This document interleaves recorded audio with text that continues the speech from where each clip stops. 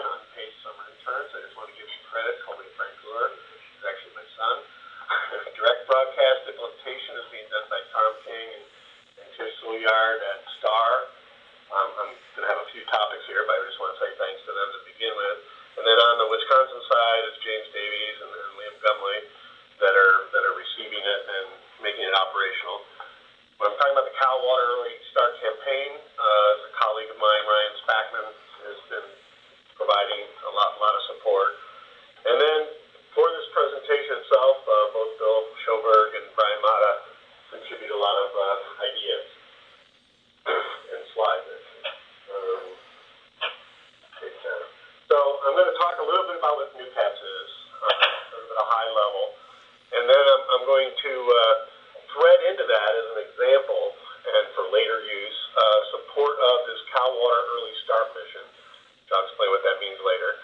And then I'm going to have a couple slides on just the status of where we are with the direct broadcast version of NUCAPS, and then go into this, I guess we call it a satellite applications team. Do I call it that? And I may be I am the satellite applications manager. And I'm going to talk about an idea with CalWater as an initiative. It's just sort of a proposal. So the NOAA-Unique CrIS-ATMS processing system has a whole suite of variables that it solves for. The core products are temperature and moisture, but of course we have other products that we do to have long-term stability, and I'll talk about that in a few moments. It was developed within STAR, and it actually has heritage with the air science team, so it really goes back to the mid-90s. And it's now available on AWIPS via SDN since April 15th. And there's been a lot of discussions on how NUCAPS appears on AWIPS and some issues, which I'm going to touch a little bit later. So there's a nice website where they've archived a blog of discussions on what they've seen so far. So this algorithm is, they said it was AIR's heritage. So the idea was to start off with a minimal dependence on models and be as much of an observation, driven by observations as possible. As you're well aware, with hyperspectral, you've got lots of channels. CrIS has 1,305 channels through the infrared, near infrared to far infrared. YASI has 8,400, AIRS has 2,378. And so this algorithm really wants to take advantage of that full spectral information, but it also wants to take advantage of the microwave sounder that we have on board. Now, I'm not going to go into gory detail about this algorithm, just to say that we use the microwave radiances alone, which we call our microwave-only retrieval. It's different than mirrors. This retrieval has to be consistent with what we're about to do when we add the infrared information. So we do our own microwave-only retrieval because we're going to merge both microwave and infrared in the later steps. We also do what we call a cloudy regression. That's a statistical operator that's been trained on cloudy data. And then we do a step called cloud clearing, and then we do a regression based on cloud cleared radiances, which are radiances where all the cloud effects have been removed. You can think of it as like cloud corrected radiance. And then downstream we do a full suite of physical steps: temperature, moisture, whole pile of trace gases. And so in a sense, these are four independent retrievals. They've used the same data in some sense, but they've used it in dramatically different kinds of retrieval operators. And we use those multiple retrieval operators together to help us do quality control. The microwave is least sensitive to clouds, so we know when the cloud clearing operator has failed. The regression sees different kinds of things. It sees higher vertical structure, if it's been trained well, and so we can use that to see if we get high vertical structure that we really, really believe, and so on and so forth. The other component of this is the hyperspectral radiant spectrum itself has a very high information content relative to, say, 20-channel HERS type instruments, etc. The forward model itself has a tremendous amount of information, what we would call the Jacobian. I can take derivatives of the radiance with respect to all sorts of things. And with 1,300 channels, I have unique fingerprints of the response of that instrument to things like ozone, tropopause height, nitric acid, every kind of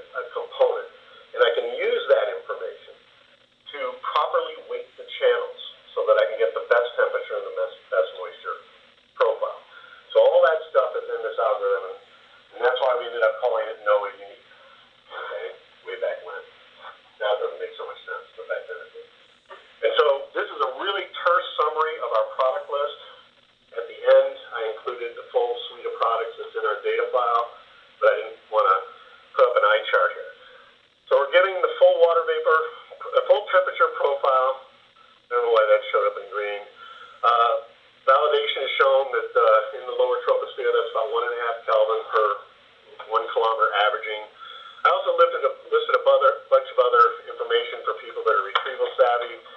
It's how many degrees of freedom, independent degrees of freedom we think we have. People always seem to overestimate what a hyperspectral sounder really can do. They tend to exaggerate it. The reality, theoretically, you have about 6 to 10 independent pieces of information in our temperature profile. And that means that they're fully uncorrelated variations vertically. So there's like 1 in the stratosphere, and there's like 5 to 9 in the troposphere. So maybe 2 kilometers sort of vertical resolution is something that's realistic. It also varies depending what the lapse rate is, etc. Water vapor, we believe we have about 15% accuracy in the profile, about 5% in total when we integrate it. 4 to 6 pieces of information, most of those are between the surface and 300 millibars. We have interfering gases that we have to deal with. We do cloud cleared radiances, so that's our estimate of the clear scene. Once we know that, we can compare that to the original radiances. And for every spot of CrIS, we can get a cloud height information, and cloud fraction. And this is pretty good. It's sort of a cloud slicing sort of approach. We've got like a few hundred channels that just map across the troposphere so we can find out where the cloud is and how much cloud amount we think it is. We also have an ozone profile, but in reality it's only got really 1 degree of freedom, which means we just basically have a very above the tropopause 1 value of ozone, and the shape tends to be driven by our climatology. Those products that are listed sort of in gold there are all what's being sent to AWIPS. The remainder of the products in our net CDF file that are not currently delivered to AWIPS. We have a carbon monoxide product, which currently from CrIS is not very good because of an issue with the spectral resolution of CrIS that's going to be corrected. So as soon as we bring down full resolution CrIS data, we should get carbon monoxide with about a 15% accuracy. It's a mid-trope product. Methane, CO2. We can do SO2, but early on we determined this would never really be a useful product. But we do channel differencing, and we send out an alert email to the Volcanic Ash Center that says we think there's SO2 in the atmosphere. We did this with AIRS, we did it with the Aussie. Europeans also do it. And this tends to be sensitive to upper polar sort of volcanic eruptions. In the tropics, it doesn't work very well. Towards the poles, it does. The operational system. It is. I don't know if it's been mapped to the email yet. We had a problem getting it out of NDE. The AIRS one definitely is. We get AIRS and Yazi. I always see the emails. CrIS, I think we had some problem that we couldn't get the email out of the environment. Right. But I think that's being solved. But yes, it's in the NUCAPS system. That's cool. And it will be in the direct broadcast version as well. And we also do nitric acid and nitrous oxide, which nitric acid is interesting for polar clouds, but it's something I need to do a better moisture profile. So we output it. Okay, so this CalWater campaign, there was a field campaign, I think it stands for California Water, but I tried to look it up, I couldn't find it. So CalWater-II Early Start was really an opportunity within NOAA that some aircraft time became available last February, and they were able to do sort of a preparation, work the bugs out of their communication and all that. So they had about 30 days, and I'm going to show some of this in a moment, 30 days where they could fly an aircraft around. They had 100-some dropsondes, they had tail Doppler radar, and I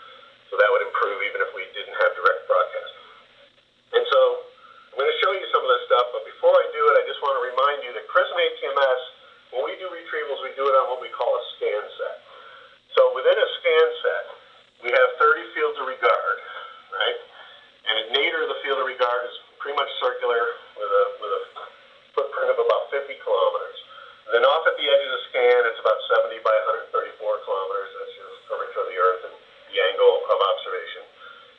And within that field of regard, we have 9 CrIS footprints. We also have 9 ATMS footprints. And we're going to use those. We're going to use those all together to do one sounding. And I don't have a slide on cloud clearing, and people always think it's magical, but it's really very simple. I need cloud contrast within this field of regard. If I have cloud contrast within this field of regard, and I have some pixels of CrIS that are very cloudy and some that are very clear, I can extrapolate to what's perfectly clear. If I have some background estimate of what the atmosphere is, and that background estimate comes from the microwave. It works as long as there's cloud contrast. And so part of our rejection criteria is to say, if we don't have cloud contrast, we can't do cloud clearing. We fall back to the microwave state. This works about 70% of the time. So we get 324,000 soundings a day. Of that, 200,000 plus, 250,000 or so soundings a day, this cloud clearing technique works. And this is what our product looks like. So this is part of the February CalWater 2 early start campaign. They did fly their aircraft around this region, north of Hawaii. This image is blinking, and what I'm showing you is where I ignore quality control versus when, if it's right there, I'm ignoring it, and then when the things I'm waiting out our retrievals I think should be rejected. On the upper left is GFS, just for comparison. GFS interpolated to the retrieval grid. In the upper right is our microwave-only total precipitable water, and that rejects less because we only reject when it's basically precipitating. In the lower left is this regression operator. The regression operator gives us a lot of high vertical structure. But one of the things we're noticing as a developer of the algorithm, I'm trying to reconcile, is you'll notice that the microwave tends to be more spatially coherent, and the regression tends to be a little noisier looking spatially. So the regression gives us a nice vertical structure, but it seems to have introduced some spatial inhomogeneity. So that's one of the things that we're going to want to explore with this campaign. Either we retrain the regression, which is an option. We believe that maybe it was trained poorly, or we replace the regression with other kinds of steps. That's going to be something we're going to explore with this campaign. And then finally, the physical retrieval, which is using all this information, except GFS, has no knowledge of GFS except the surface pressure. And this is what I sent to Ryan Spackman during the campaign. Again, I delete those profiles that are rejected, but I'm showing you them rejected and not rejected. So what I would do is I'd process a few granules on the Wisconsin system. In this case, I'm showing 180 scansets in the upper left. Geographically, they're giving you the whole context of the whole region around Hawaii. And then I've got a black line there, which is a scan through the granule. And the rest of these plots are all height versus along the scan line from left to right. The upper left is the microwave product. The upper right is the sino-physical retrieval. The lower left is the scan of GFS along that scan line, interpolated at the retrieval locations. And then these are the differences. And so they use this to sort of get an idea of where they might want to fly on that given day. This case right here, GFS and our retrievals agree pretty well. We're in the tropics. It's agreeing pretty well. So I would say all these differences are probably retrieval errors, okay, in relative humidity in this case. But one thing you might notice is that the error here tends to have a large vertical structure. In this case, it's going from 800 to 400 millibars. The error, it's a bias, warm bias through that whole region. When you get to the infrared, the higher vertical structure tends to make that error have less vertical coherence. And we're seeing a lot of structure here that would be interesting, whether it's real or an artifact of the retrieval. And that's part of what we want to study. During this campaign, on this day, February 18th, the aircraft dropped 14 dropsondes. I'm going to take a look at 2 of them. It's real brief.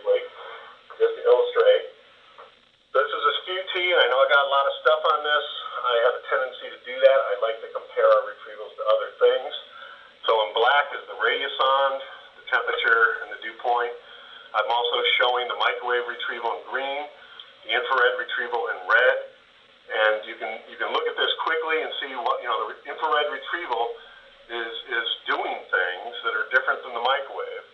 And in one case, it's trying to move towards this dry layer. GFS here looks really good because it's matching the radiosonde in this sort of purplish color. So on this day, GFS is doing it better than the retrieval. We can never resolve these little features in the retrieval. Remember, water vapor has like 6 pieces of vertical information in this profile. I have 6 degrees of 6 wiggles I could make in this profile in reality. That's limited by the physics of the instrument. But we tend to move into this dry layer more than the microwave gets. This is a relatively clear scene. This is what our diagnostic system, I'm not expecting you to look through this chart, but if a forecaster were to send me an example of something that didn't make sense, I can run the retrieval locally, and I can know everything about what it looks like from the radiance perspective, the geophysical perspective, all our quality control, etc. And I can just walk through and see what the retrieval's doing. So we have tremendous diagnostic capability within this system. Here's another case. The other case drops on number 9. And this is in a very high humidity region of this very high humidity region of this campaign. And this is a case where the retrieval I know is rejected. The microwave is accepted, the infrared is rejected. I know it for a whole pile of reasons. But it would be good for a forecaster to actually be able to recognize these things, because our QC isn't 100%, and right now we could tell them it's rejected and to ignore it. But sometimes a rejected retrieval might be better than anything else you've got. On the other times, we might not reject it, and it looks something like this. And so you can easily tell that this retrieval has problems when you start seeing these oscillatory structures that really depart away from the microwave. Tells us that we really screwed up the cloud clearing on this one. The reason we screwed up the cloud clearing, I can go to my diagnostic system, and it's like 80 to 90% cloudy in every single field of view. There is no cloud contrast. I cannot extrapolate the clear. I have no right to even attempt doing an infrared retrieval. Takeaway message here is when cloud clearing fails, it really, really fails. And if you ignore our QC, buyer beware. But didn't you say that if in those cases you would revert back to the microwave? You can always go back and look at the microwave, but microwave might get rejected too, because unlike mirrors is attempting to do precipitating scenes and very difficult microwave scenes. Our philosophy is if the infrared's going to fail, we're not going to struggle tremendously hard to get a good microwave retrieval, right? So we're not going to attempt to do microwave water particle scattering and all that. So we revert back. You can revert back to the microwave, but really, if the infrared fails, the proper thing to do would be to revert back to mirrors. So if it's completely clear, what happens? You don't have any. Completely clear, there's no problem. In essence, cloud clearing gracefully goes towards averaging up to 9 fields of view, and our noise is reduced by a factor of 3 because we're just averaging up.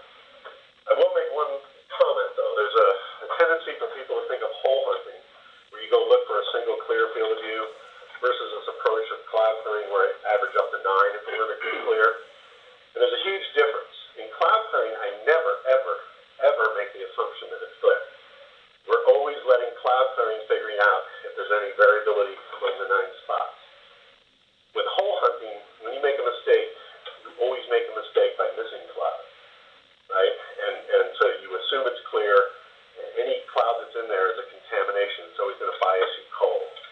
So cloud clearing tends not to have a cold bias. It tends to have an error, but the error can be either side. Okay, so I'm switching gears to the direct broadcast system. Basically, we have everything running now on the going out of order here. Everything running now at University of Wisconsin. There's really 3 main components of NUCAPS. There's a preprocessor. The preprocessor's job is to read the format of the data. In the case of CrIS-ATMS, that's that's HDF5. So it reads in the HDF5 files, it reads in GFS, it reads in a DEM co-locates everything, and then writes these intermediate files that are like our own internal binary. The retrieval then can pick up those binary files, and it doesn't care if it's CRIS or YASI or AIRS, right? And it runs the retrieval on whatever it's given, and then it produces an output file that can be whatever the user wants. In the case of AIRS, it's an HDF file because that's what the community wanted. In the case of YASI, it's a NetCDF3 because that's what was available at the time. In CrIS-ATMS, it's a NetCDF4. NUCAPS runs very quickly. That was one of the goals of this algorithm. So we run on a single CPU. We can basically we can run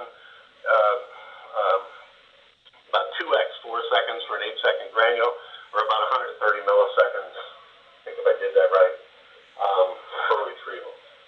So we can really keep up with the data. And of course, you have more CPUs, you can go faster.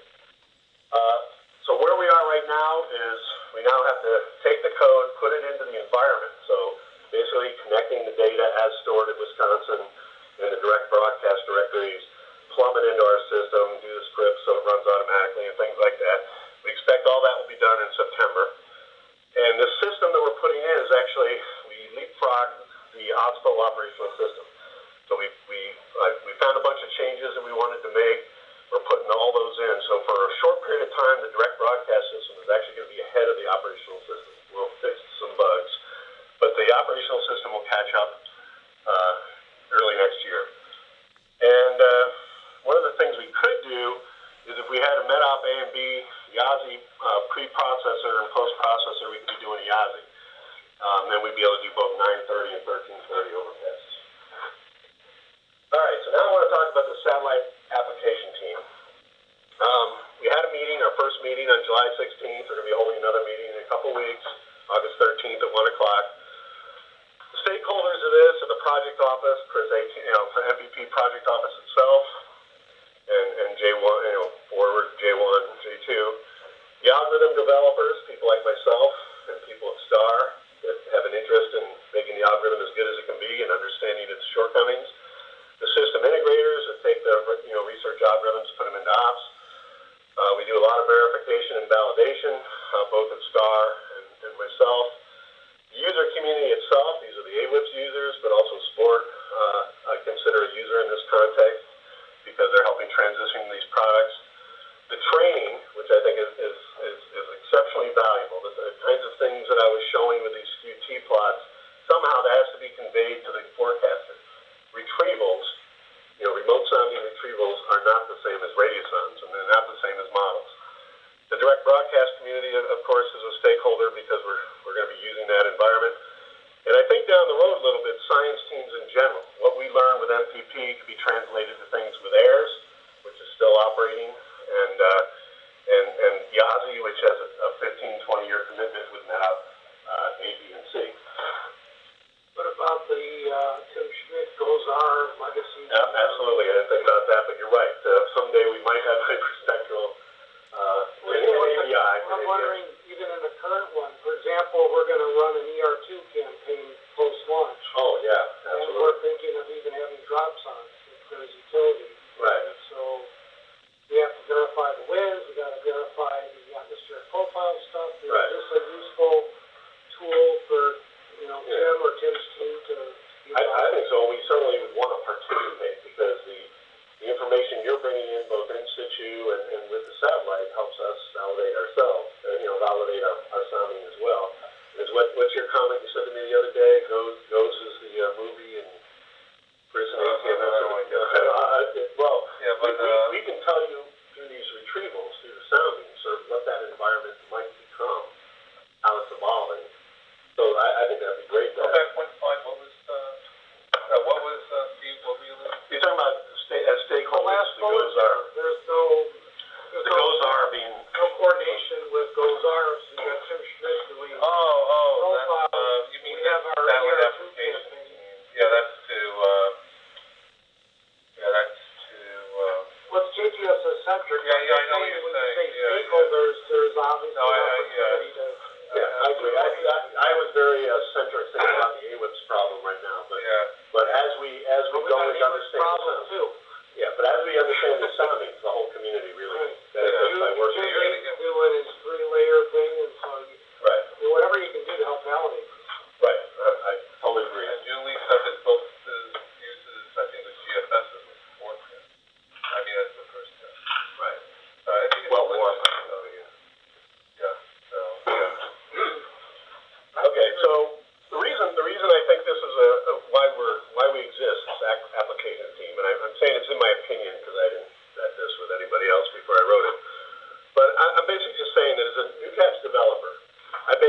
operated in a vacuum for the last 15 years.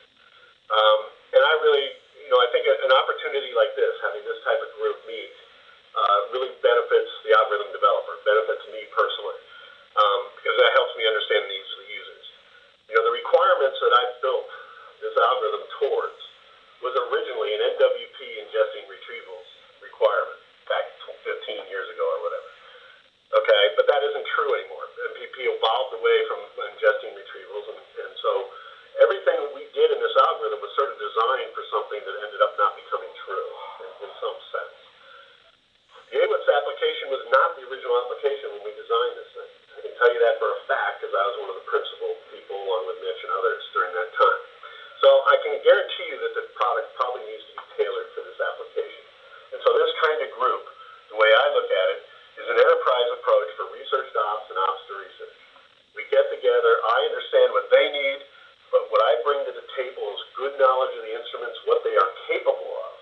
And a user tells me, what they really need from these kinds of measurements, and we end up building something that's useful and robust. So this group, the first thing we're going to do is evaluate the current AWIPS implementation.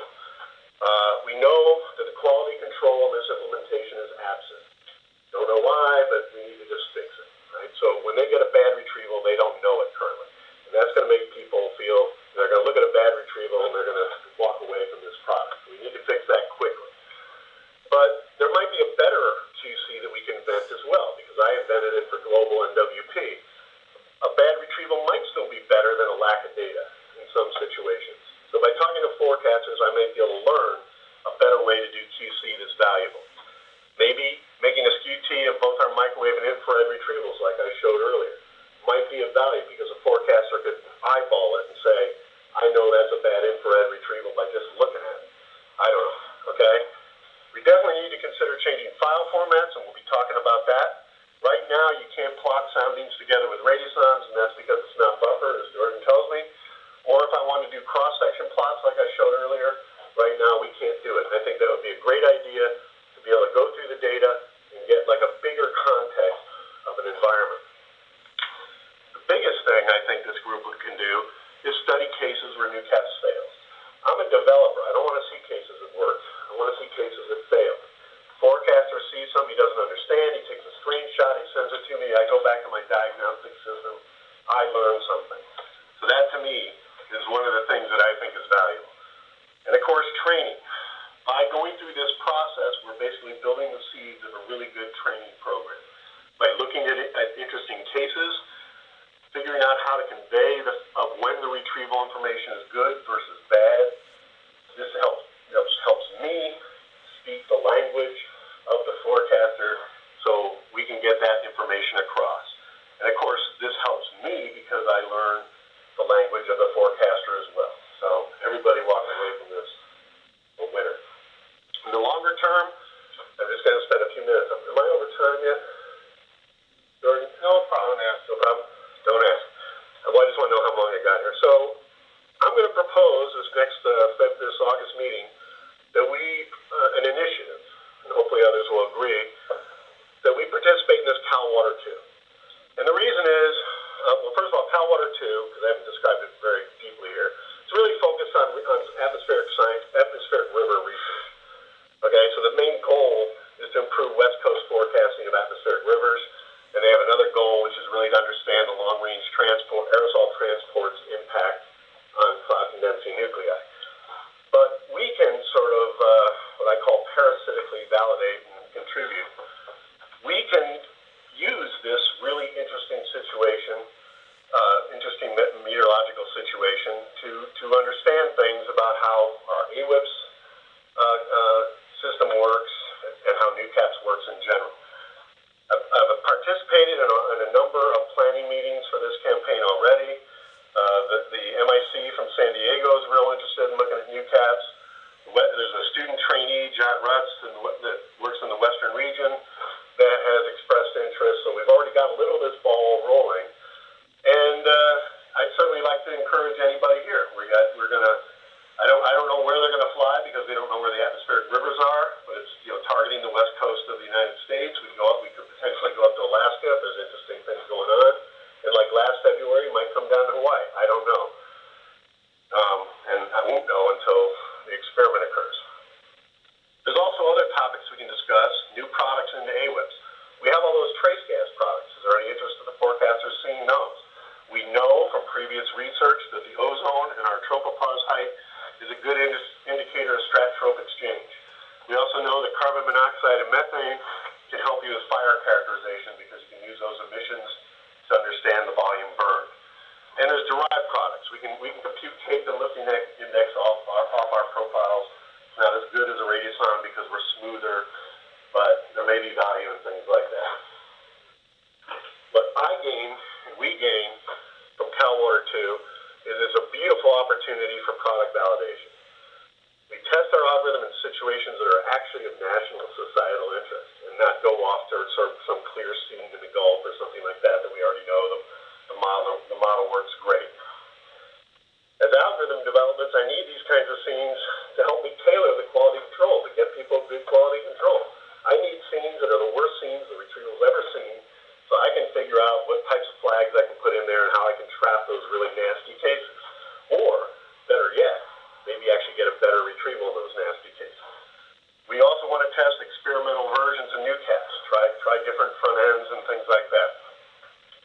The beauty of this kind of campaign is I've got an entire science team focused on the science of atmospheric rivers. When I want to understand something, I can go to those guys, and they got a tremendous amount of background information. They're making trace gas measurements, aerosol measurements, cloud measurements, and when I want to know what that scene looked like, I don't have to guess. There's probably an observation along with that radiosonde that I can use to help me understand what happened. There's possibility also that some of our other products, CO, ozone, CO2, for example, aerosol products, are going to be available in situ to help us with validating those products. And, as I said earlier, there's some WFOs that have already shown interest in these NUCAP products in this context, so it's actually an opportunity to demonstrate how good NUCAPS works.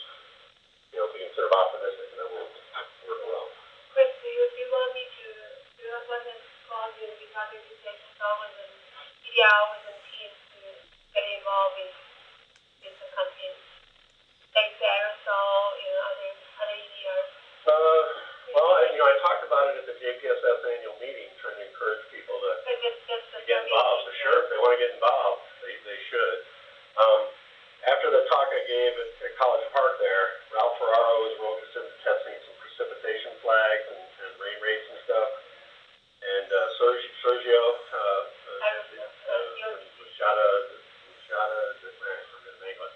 he, guy at UMBC, does aerosol algorithms. We're going to put his algorithm into our system so you can test that. Okay? Yeah, anybody that's interested. And this campaign is really interested in people participating. So, because the more assets you bring, the more it helps them. They've got a lot of in-situ measure, but they'd love to have the context. They'd love to have the context of the whole Pacific Ocean aerosols, because they want to understand the long-range transport. Or data source. Yeah, but what they really want is a scientist to come in and work with the campaign. They're not going to open up a HDF file. I'm not going to go through this chart. There is a link if you want to know more about CalWater. There's a 50-page white paper. It is a multi-agency. It's not just NOAA. It's a lot of you probably know Marty Ralph, who moved from NOAA to CrIS. He's sort of the head of the thing, and NOAA. Israel is still strongly involved, but there's also a strong DOE NSF component. So right now, this might even be a little dated. We've got three aircraft committed. We've got the RH Brown. We've got all the hydromet test beds that are going to be involved. So we've got a lot of support on, because part of it is wanting to understand the landfalling aspects of orographic rain. Got a whole slew of instrumentation, but When is this occurring to? Yeah, January, February. The window is really going to be, I think it goes from mid-January to mid-March is their window. They've got about 30 days on the RH Brown. They got a certain number of flight hours. They are not going to fly if they don't have an atmospheric river. So they're going to be sort of waiting. That's the whole reason why we could give them CrIS-ATMS retrievals. We can help them know if it's worth flying out.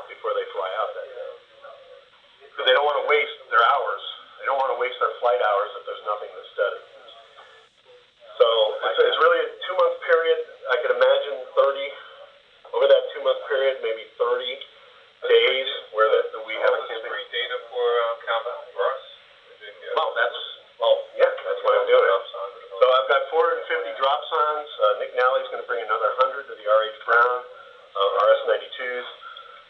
But we also have all these other observing units. Yeah, I mean, it would be lovely if we had the ER2 there, right? Have NAST or scanning in. I mean, it'd be incredible. Only because None of these fly up high enough to get the upper atmosphere. None of them have any hyperspectral measurement capability. but I have CrIS. But in the sense of validation. Yeah. We'll talk later. Okay, so I'm done. We really tried to build an algorithm to use the full sounding capability of these satellites. Direct broadcast is going to be working soon, and for any applications that need very low latency on the order of minutes, that of course is of value. And then the satellite application team, I really see the value of that as tailoring this quality control, the presentation of the data itself, so it's useful to the forecasters, and the seed of training, I think, is a key element.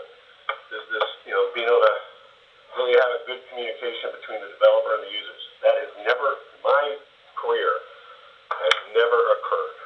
And I'm really looking forward to that, because I really do feel that I spent 30-some years making algorithms in isolation, and this is the first opportunity to really blow a hole through that. It's really good. Okay. I don't understand it. Regarding the feedback from the users in College Park, you got all this operational. But they're just using the radiances, and in fact, in that context, they tend to come to us to say, what do you learn about the radiances? But they don't care about our product. So they're not doing cross sections like you described. Well, the modelers do what they do, but they're looking to us for validation, and they're looking for us for instrument characterization and calibration. And this product, this NUCAPS product, they don't care about, right? So they're not going to give me any feedback on the product that I'm building. That's the context I'm saying. There's a lot of communication in terms of radiances and how these instruments work. Even the OPC, WPC forecasters, they don't care. They're not talking to the developers. They might be talking to somebody, but they're not talking to the guy that can actually make the algorithm. They're talking to Fulmer. They look at models. That's what they do. I don't know if Fulmer needs to look at a vertical cross section. Maybe he uses the model. Well, they might now, because Joe Sinkowitz is interested in modes of convection for downbursts and stuff over the ocean. All right. What's in sailboats and such. It could be they just don't know about it. There could be many reasons. I think someone like Joe Sinkowitz might be receptive to what you're doing. Okay, and then that would be an ideal person to sort of try to get involved with. Sparse area, ocean, interested in convective impacts. Okay. Instability regions and so on. Yeah. Okay, good. I'm going to get the name from you because I won't I think what we're doing, we're taking this 2 tracks. So this NUCAPS is totally independent model information. Completely, right. Model information. Well, statistics, yes. Yeah. And at the same time, we're going to work with Stan Benjamin to put the radiances and hopefully take, to do a retrieval, you got to get everything done right. Everything, the surface emissivity, you have to correct the clouds and all this. And in data simulation, they don't do any of that right. So also in parallel, I think we're going to work with Stan Benjamin, trying to get the science of NUCAPS into the HER for radiance assimilation from CrIS-ATMS. And then if we do that right, get the data fast through direct readout, that's going to be your initialization for the GOES-R, hopefully, later on. We could actually then, between LEO satellite passes, then you basically move that information that goes R. And the CI team is working with Stan, just like Stan, and that's a good place to link in. Yeah, just like Mike Pavolino showed an example of, extrapolating Beer's information outward with the geo. Sort of the same thing. Yeah. By the way, there's something I just came to mind. We have another little sidebar thing going on. Did you talk to NSF about something? Right? Because John LaMarshall showed years ago that these cloud-based radios have a huge impact on the global forecast model. But I understand why the global forecast model doesn't want to be dependent on my product, right? Air's product or Yazzie product. I understand the reasons for that. They're good reasons.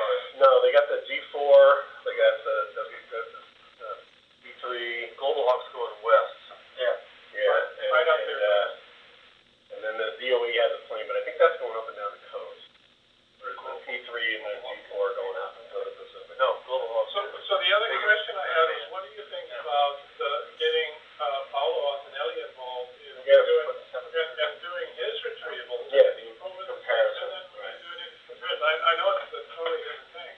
But that leads me to my other question, being, very unfamiliar with how your retrieval works, nor do I know that well how his works. It's still odd to me that you do this completely independent of a model first guess. Well, that was a goal of ours. The reason I say that is because the model is going to be, the model has a certain range of error. Even the biggest error that it has is, I would think, better than starting from no knowledge at all. Well, this has been a debate. I can point you to a Rogers-Mushing debate back in 1968 that was documented in Gary Deepak's book, and that argument continued until Lewis passed away. There has been times where people are reaching across the table. And this is probably not the forum. I'd love to have this conversation. Optimal estimation has some flaws too. And the flaw is that when you bring in that prior information, and Paolo wants to do this. He wants to have regional covariance matrices. That's where you start tuning up OE to do a better job. Yeah. We have a product that might be a better climate product than a weather product, right? But there's a step here, and we can discuss in more detail later. This regression step is possibly doing a better job on the local scene in our field of view than a model ever would. Because it's in our retrieval, it's in our radiances. It's not on a grid, it doesn't have any error, it is looking straight into our field of regard.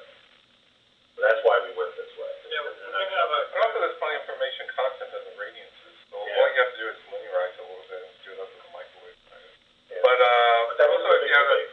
if you had a jump, let's say we're doing for climate, like looking at changes over time, models, you're going to have jumps to the models every time you do some update, change in physics, and you're always going to see that little signature in the retrieval as you bias the model. The model has biases like GFS, upper trope water, upper strat temperature. We have this beautiful 666 band that we see in the stratosphere. What I'm suggesting is that as a first guess, and then you do everything that you do on top of that. Okay, but then it gets into the theory.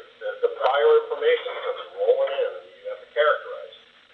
And if you don't put it in, so how do you separate it back out? That's a debate. I'm not saying what we did is 100% believed by everybody.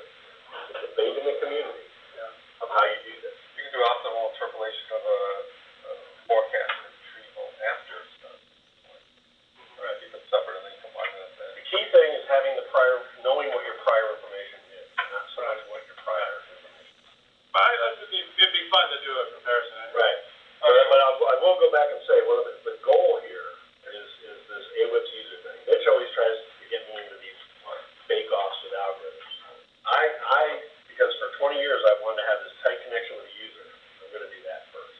Absolutely. I've done these bake-offs for 20 years. And what difference does it make if we have no users? Whose product is the best? The best product is like, with the forecast, you talk about using forecast as the first guess. If you generate statistics against radio sondes, the forecast is always better for temperature. Right. Yeah. And the retrieval, because the forecast uses the radio sonde. So it's sort of this, we use the same information, so that's why you get the best errors. Yeah. The other key thing in this algorithm is that we solve for the trace gases. You're doing temperature off of CO2. And if your assumption is that CO2 is fixed gas, you've made a big mistake. Yeah. If theirs is launched, CO2 is going up 30 parts per million for 10%, almost 18%. And our temperature profiles would now be biased by 6/10 of a Kelvin if we didn't correct for CO2. Same thing is true with methane in the water vapor. And so OE, one of the reasons we didn't go OE, optimal estimation. Now you're starting to scare me. The reason we